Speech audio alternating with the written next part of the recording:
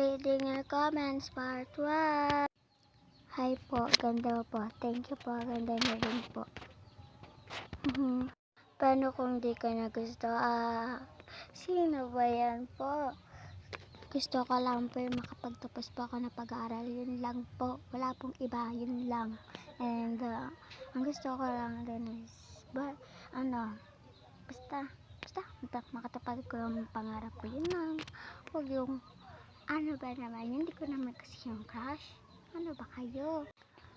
Ate, sana ate kita. Sana kapatid kita kasi wala akong kapatid. Only child lang po ako eh. Only child, as in.